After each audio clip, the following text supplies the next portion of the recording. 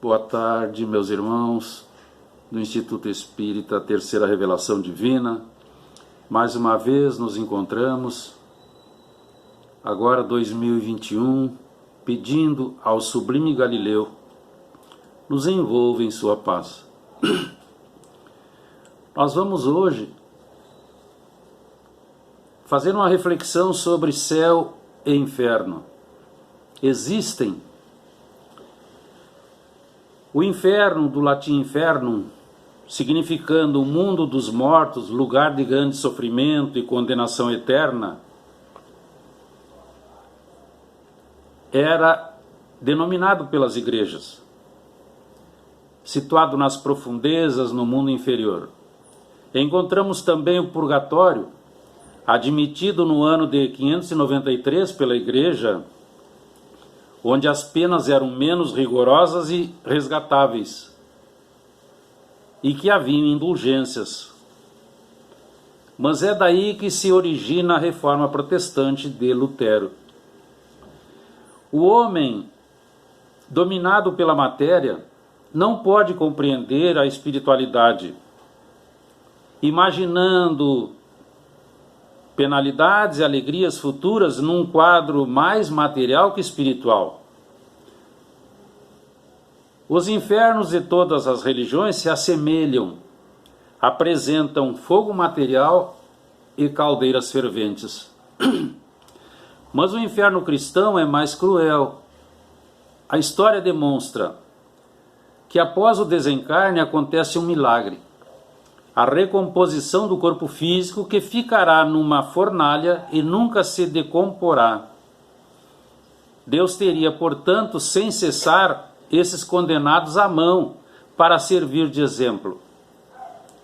O inferno dos pagãos era mais ameno, e o inferno dos cristãos era mais vingativo. Mas Jesus serviu-se da palavra inferno veladamente como termo genérico para designar as penas futuras, primeiro no mundo espiritual e depois reencarnado em mundos inferiores de provação e ou expiação. Mas onde estaria esse inferno? Alguns o colocaram nas entranhas da Terra. A Terra era o centro do universo. Afirmavam: é um lugar formado de elementos materiais, mas sem sol, sem estrelas, sem lua, muito triste e insalubre, desprovido de todo recurso. Com isso, o inferno passava a ser um local físico, geográfico, povoado por criaturas terrestres, um triste reflexo da terra, até com instrumentos de tortura.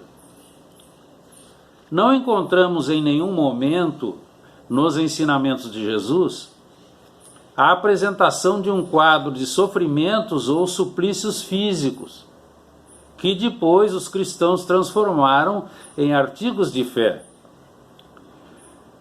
O homem copiou para a vida futura apenas o que via e sabia das maldades humanas, reuniu todas as torturas, suplícios e aflições em tamanho maior, por isso é mais cruel. Mas a geologia desalojou o inferno do interior da Terra, e a astronomia demonstrou que no espaço infinito não há alto nem baixo, mas existem regiões espirituais criadas pela mentalização inferior dos próprios habitantes, de acordo com a pouca moralidade. Então essas regiões surgem, vivem e desaparecem com a mudança dos pensamentos. A doutrina espírita nos apresenta que não existem punições irreversíveis. Existe justiça distributiva, mas é temporária, proporcional ao fato e recompensa graduada segundo o mérito, e nós estamos então encontrando a lei de causa e efeito, que não é punição, é instrução.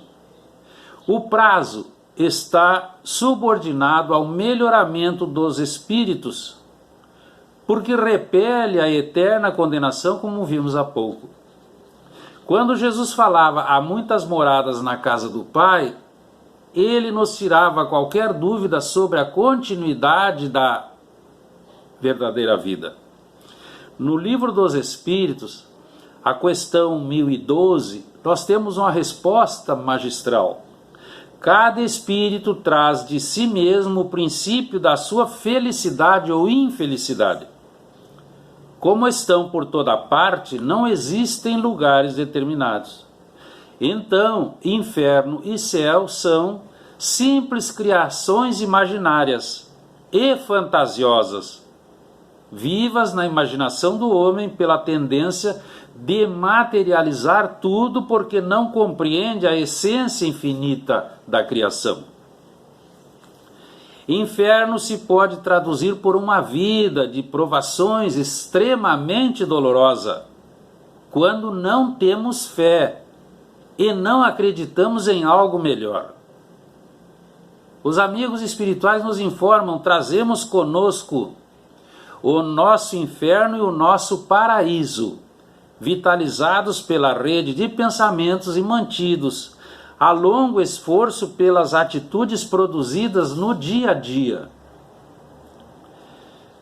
Em 1865 encontramos um dos livros da codificação, O Céu e o Inferno, ou a Justiça Divina, que vai sair da parte 4ª do Livro dos Espíritos. Essa obra magnífica nos mostra as condições felizes ou infelizes em que se encontram os espíritos no mundo espiritual em virtude de ações praticadas, nos trazendo esperanças e consolações. No capítulo 3 do citado livro encontramos céu. No capítulo 4 encontramos inferno. A modificação disso tudo se apresenta concretamente quando a Igreja hoje nos diz o purgatório é uma condição mental.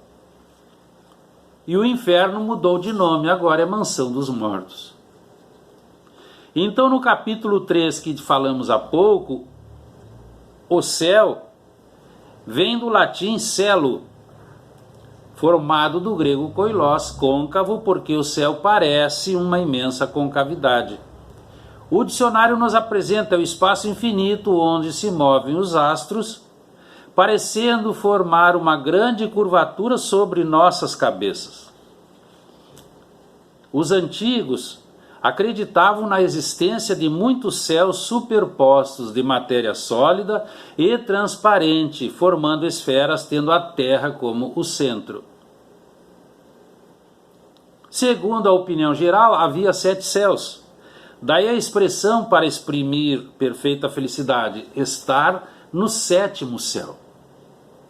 Nós temos uma história que o irmão X nos conta sobre o irmão Rezende. Esse irmão vivia fixado à ideia de ir para o céu, porque ele aprendera que a prece dispensava o trabalho e só pensava em descansar totalmente quando desencarnasse num local repleto de espetáculos fascinantes, com banquetes deliciosos e prazeres sem fim. Nessa expectativa, desencarnou em idade avançada, sendo atraído de imediato, de acordo com seus pensamentos, para uma colônia de espíritos despreocupados e ociosos, que lhe eram afins.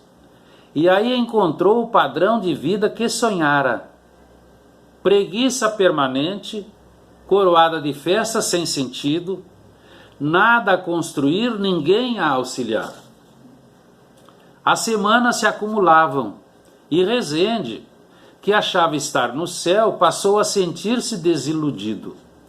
Ele suspirava por renovar-se. Concluiu então que para isso seria indispensável trabalhar. Procurou os condutores do estranho local espiritual e implorou: meu amigo, quero trabalhar, fazer algo para melhorar. Então o chefe do local perguntou para onde o irmão deseja ir. E Rezende então diz: Quero trabalhar em favor de alguém. Nada encontro aqui para ser útil. Por piedade, deixe-me seguir para o inferno, onde espero movimentar-me e ser diferente. Foi então que o comandante daquela região, sorrindo, falou: Rezende, você pede para ir ao inferno, mas escute, meu irmão, vivendo sem responsabilidades, sem disciplina, sem trabalho, sem qualquer necessidade de praticar a caridade, onde o irmão pensa que já está. O céu de Jesus é o reinado do Espírito, é o estado íntimo conquistado, emancipação do cativeiro dos instintos e sensações, iniciando o corajoso voo, sem esmorecer nos desafios que encontrar, certo de que esses testes não restringem a ascensão. A doutrina espírita nos apresenta o céu em essência, varia conforme a nossa visão interior. A doutrina espírita vem demonstrar pela revelação e pelo desenvolvimento das ciências que o céu está em toda parte. Não é uma região circunscrita, limitada, e que o universo engloba conjuntos de mundos ativados pela dinâmica da vida que reina em toda parte. Demonstra, no entanto, que a Terra, entre tantos milhões de outros planetas, é um dos menores mundos, sem importância especial, considerado ainda um planeta inferior em evolução moral, porque está colocado entre mais de 100 bilhões de galáxias, com bilhões de sóis e planetas. No Livro dos Espíritos, a questão 1016, o mestre Lyonês pergunta aos construtores da codificação: em que sentido devemos entender a palavra céu? E ele obtém a seguinte resposta dos espíritos amoráveis: julgas que seja um lugar onde todos os bons espíritos estão, sem outra preocupação que a de usufruir pela eternidade uma felicidade passiva. Não, o céu é o espaço universal. São os planetas, as estrelas e todos os mundos, de todos os tipos, onde os espíritos se localizam. Plenamente as faculdades dos espíritos, nos mundos superiores, não têm os desafios da vida material, nem as angústias peculiares à inferioridade moral. Aqui está a chave para a nossa ascensão. É a reforma íntima, é a transformação moral para melhor. Para os mundos felizes, as virtudes favorecem a entrada e os vícios impedem o acesso. Então, na questão 919, também do Livro dos Espíritos, encontramos Agostinho, o Espírito magnífico, nos trazendo sobre o autoconhecimento. Nós precisamos vigiar os pensamentos, modificá-los para melhor, para que possamos, em modificados em pensamento, modificar as nossas ações, transformando-as em boas ações permanentemente.